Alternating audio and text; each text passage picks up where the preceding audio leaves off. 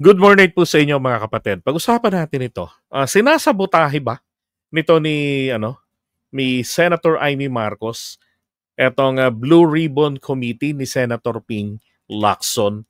Sapagkat po kahapon, ayan mga nilabas niyang kwento. Sabi niya sa impormasyon ni Senator Amy Marcos, magre-recant umano si Orly Goteza at iba pang testigo sa flood control scam.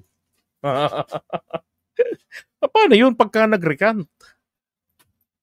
Lalabas na ba siya sa kampo ng Marines? Hindi ko alam kung kung saang Marines yung tinutukoy nila rito na cuddler daw nito ni Gutesa. And then sabi pa niya, hindi rin anya dadalo si Congressman Martin Romualdez sa Blue Ribbon hearing. Kalokohan na niya na nakonsidera si Romualdez na state witness. Di ba? Panira eh. Etong si Amy. Mabuti na nga lamang po kanina doon sa hearing, di ba?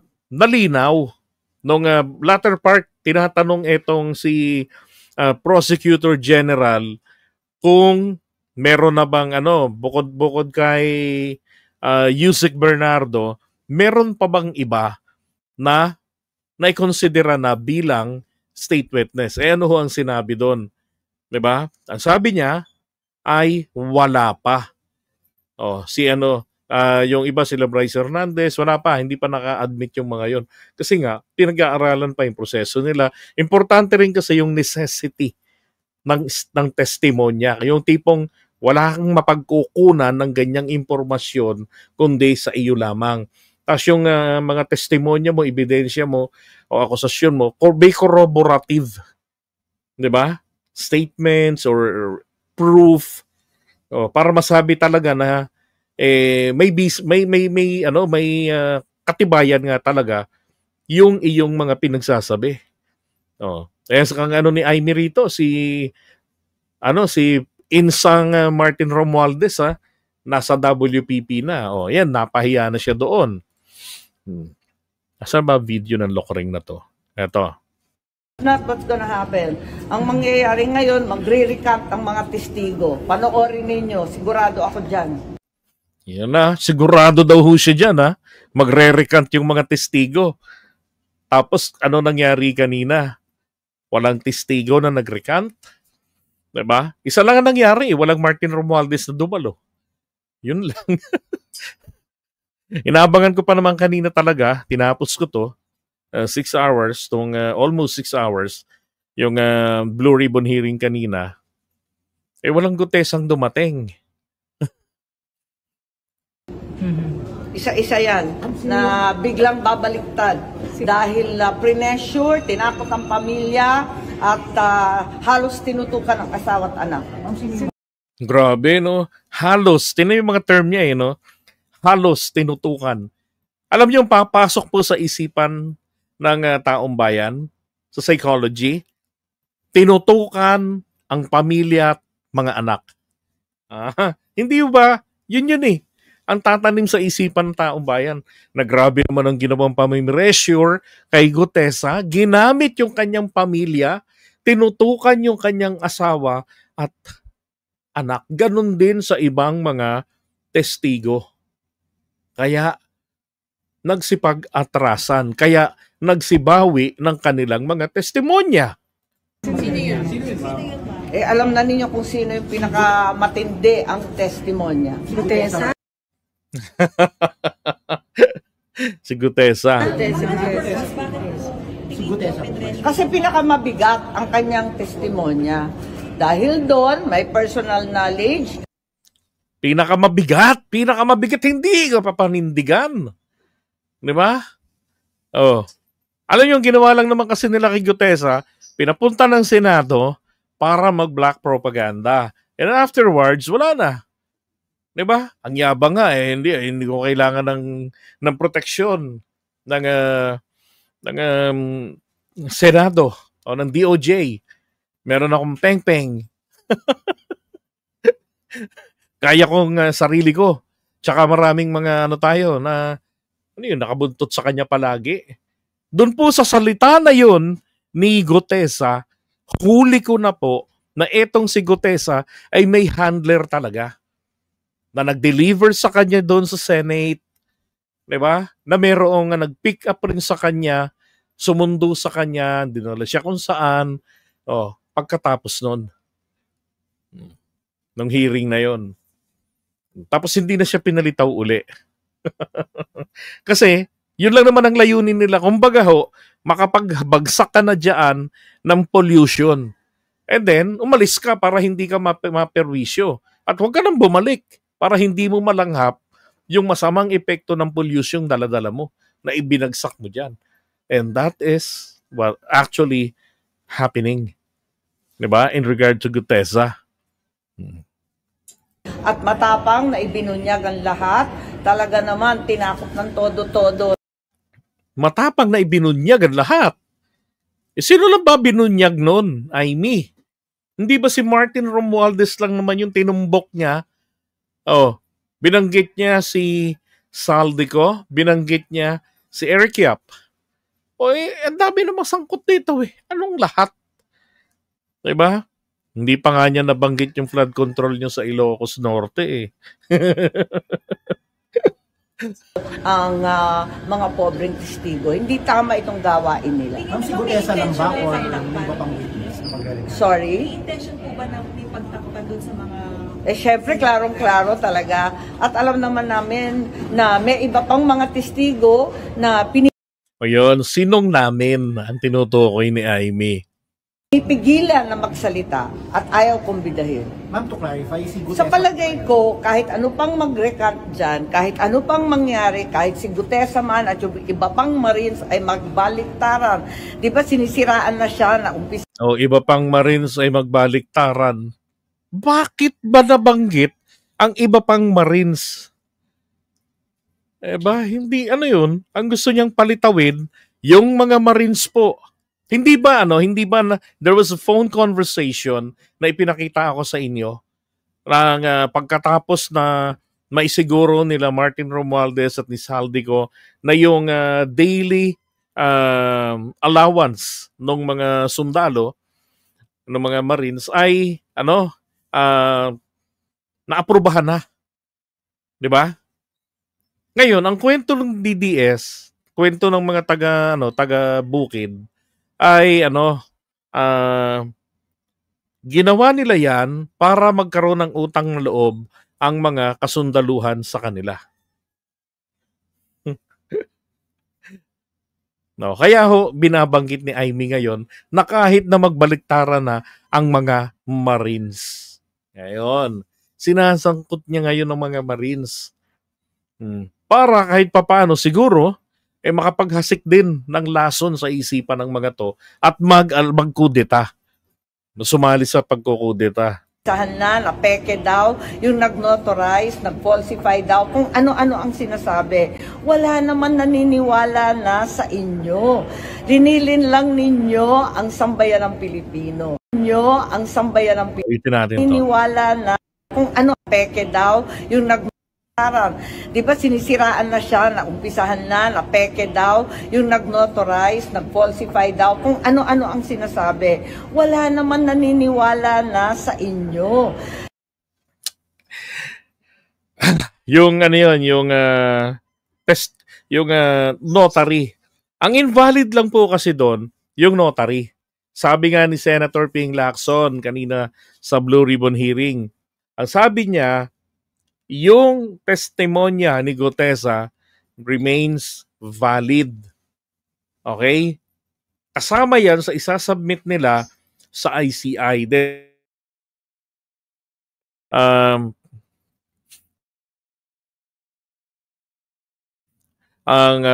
Bahala na si ICI sa kanilang determination kung yun bang testimonya niya ay katanggap-tanggap bilang ebidensya. Kasi hindi po dumaan sa questioning yung kanyang testimonya na masasabi na ito'y napanindigan niya. Oh. Diba? Ngayon, pag nireject ng ICI ang testimonya ni Gutesa, panira na naman yan sa admin. Siyempre, tatangkilikin na naman po ng mga taga-Batis yan. Dahil para sa mga taga-Batis, kapag may sinabi na kontra sa presidente o sa kaalyado nito, valid agad. Tama na kaagad, katanggap-tanggap na kaagad. 'Di ba? Kahit na maisipan lang sana nilang tignan muna ang validity nito. 'Di ba? Legit ba talaga 'yan? Wala sa kanila. Linilin lang ninyo ang sambayan ng Pilipino. Pero ang Pilipino Kami nga nililin lang mo eh. Never again talaga mga kababayan, never again. hindi na po magpapaloko. So, never again na to, Amy. Ay ni Gutesa, kay Bert or ni Gutesa. O basta, yun na yun.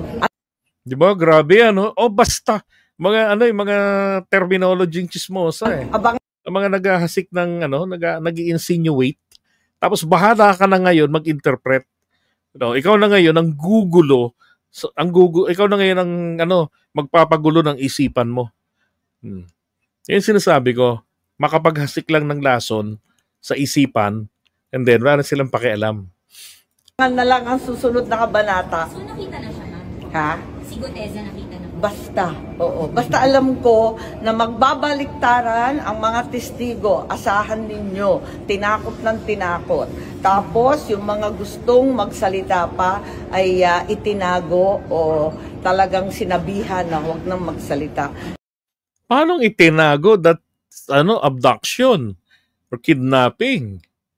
'Di ba? Yung mga gustong magsalita, Pero ang buong kapulungan, nakadroga yata. nalalaman ang katotohanan. Nakita naman natin ang daan-daang namatay sa flood control. Nakita naman Daan-daang namatay sa flood control? natin ang mga bahay na nasira. Alam naman natin ang katiwalian at kilala natin ang mga mukha ng mga gumawa. Ang sino yung nasa likod ng pananakot? Sorry. Nasa likod ng pananakot? Oo naman. Sino? Sino ba? Sino? Hindi ko alam. Yung mga kaya manakot at yung mga takot na sila ang madadali. Sila. Ibig sabihin, hindi po isang tao lang. Gusto nyo bang malaman kung sino yung tinutukoy niya na sila? Type 1, sasabihin ko sa inyo kung sino yung mga tao na tinutukoy ni Amy na nananakot, tumutok sa anak at asawa ni Gutesa. Pero may unahan pala yun, halos tumutok. Type 1, okay, may nag-type ng 1. Si Martin Romualdez at saka si PBBM. Ang sinasabi niya na tumutok sa pamilya ng mga witnesses tulad ni Gutesa. Sila rin yung nagtago dun sa mga gusto pang magsalita. Kwento niya lang yun ni Senator Amy Marcos. Ginawa niya ho yan a day before the resumption of Blue Ribbon Committee hearing headed by Senator Ping Lacson.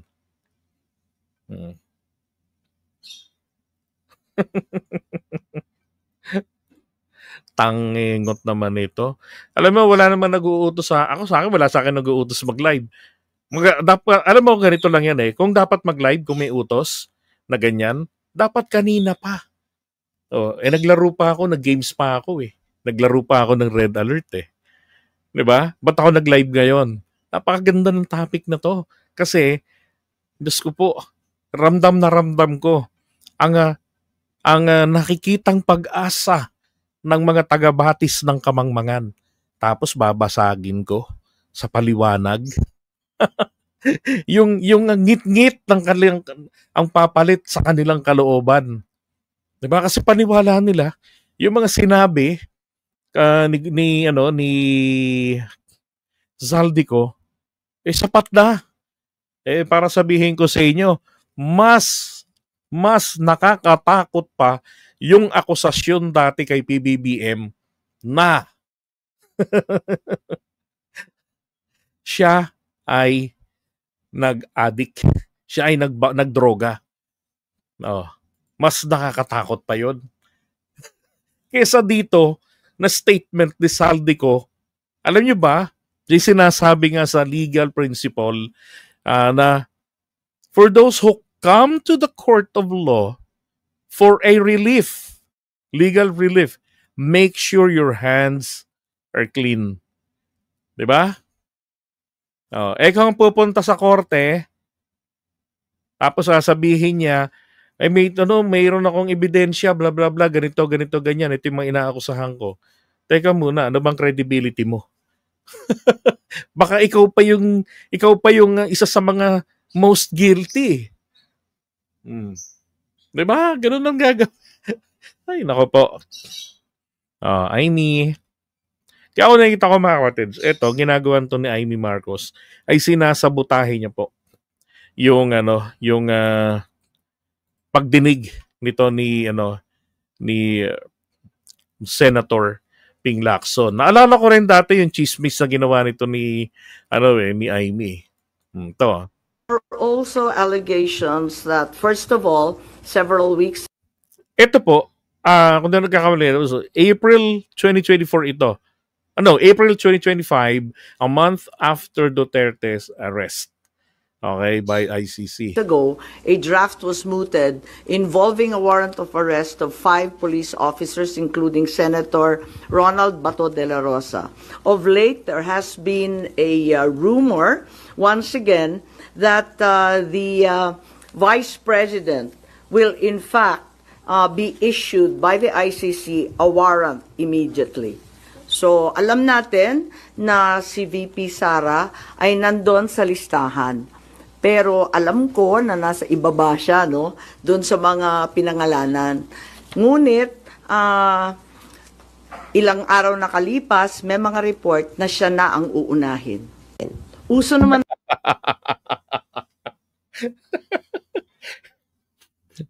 Walang tumama no? Di ko alam kung sino nagre-report sa kanya nun. Di ba kayo mga bakla ng mga alipores niya? Wala. Yung mga 5 mga pulis, ano nangyari? Walang warrant. Tapos si Sara naman daw nasa ilalim, pero siya yung uunahin. Diba? Talagang napakahayop ng ugali ng babaeng ito. Ay, nako. Napaka-chismosa. Alam nyo, hindi po dapat nananatili. Dapat yung mga chismosa, yan po dapat ay pinarurusahan ng perpetual disqualification.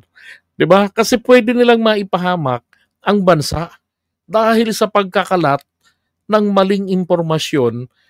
Tapos na-pick up ng ibang bansa na naisip tuloy nila na may masamang banta ang existence ng Pilipinas para sa kanila. Kaya mainam pa, upakan na nila ang Pilipinas. Enak po siya, mapapahamak ang mga Pilipino, magkakandamatay dahil sa chismosa. Ganun yun Tapos saka sasabihin, hindi yun lang naman yung naulinigan ko. Ay, maraming buhay ng sinira ang mga chismosa sa totoo lang. ng chismis ngayon, chismis rin po. Niisip pa kung anong kailangan gawin dahil tulad nga ng sinabi ko, haka-haka pa lamang ito.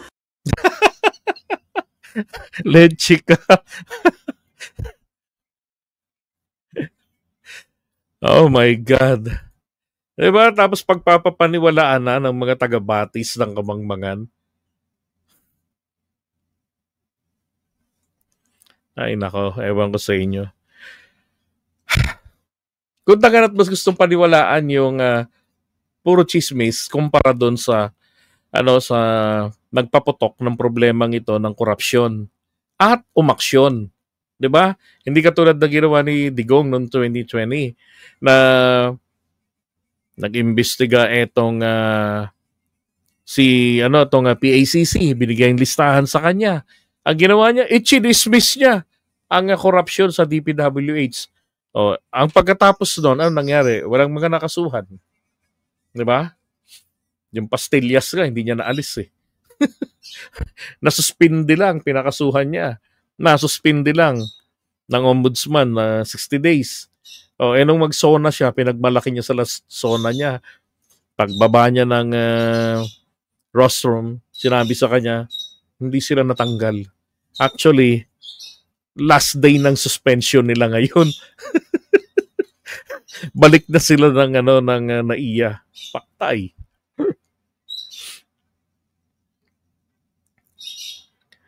Right, sabi ni Ma'am Eva Punsala, naniniwala ako na kahit anong gawin nilang panira kay PBBM, kailanman di sila magtatagumpay. Diyos ko, sana magkaisa na kayong mga Pilipino para sa ikaw unlad ng bayan. That's correct, di ba?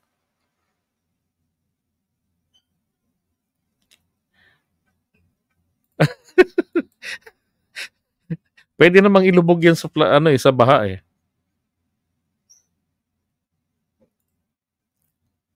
From Romeo Fuentes, ang gusto namin, umuwi sa Pilipinas at makulong at bawiin ang mga ninakaw at mag-tell all na notary at permado niya.